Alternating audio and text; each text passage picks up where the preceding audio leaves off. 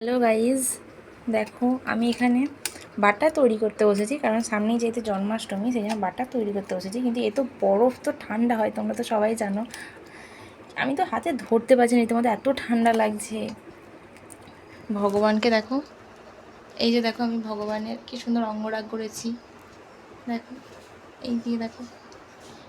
ওই যে টিফিন বক্সগুলো দেখছো, ওইদিকে হচ্ছে ভগবানের জন্য নাড়ু আছে, পাটালি আছে, অনেক রকমের জিনিস আছে ওর মধ্যে। আর এইদিকে দেখো ভগবানের সামনে আমি বসে পড়েছি মাখন বানাতে।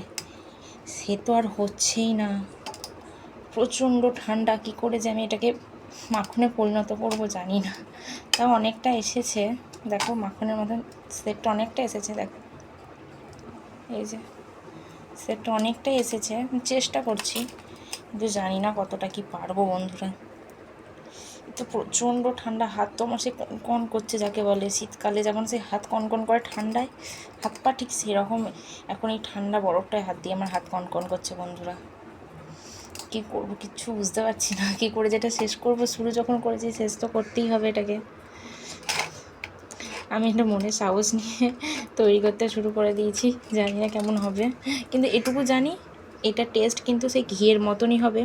বাটারে যেমন প্রপার টেস্ট হয় সেরকম টেস্ট একদমই হবে না, গন্ধও সেই ঘিয়ের মতো থাকবে, আর হচ্ছে খেতেও সেই ঘিয়ের মতনই লাগবে।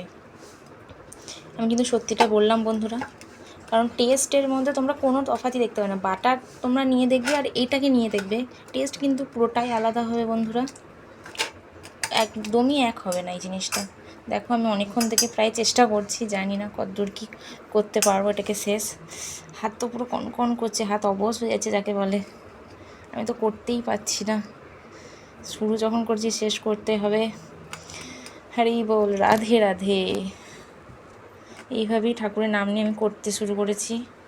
তোমরাও একবার বাড়িতে ট্রাই করতে পারো, কিন্তু আমি তোমাদেরকে সত্যিটা বললাম যে কিন্তু প্রপার ঘিয়ের মতনই টেস্ট হবে, আর গন্ধও কিন্তু সে ঘিয়ের মতনই হবে, কোনো আলাদা টেস্ট আসবে না এটার মধ্যে। তোমরা ট্রাই করে দেখো বাড়িতে, অবশ্যই ভালো লাগবে তোমাদের। ওকে বন্ধুরা, রাধে রাধে, জয় গৌর নিতাই, হরে কৃষ্ণ, হরি বল।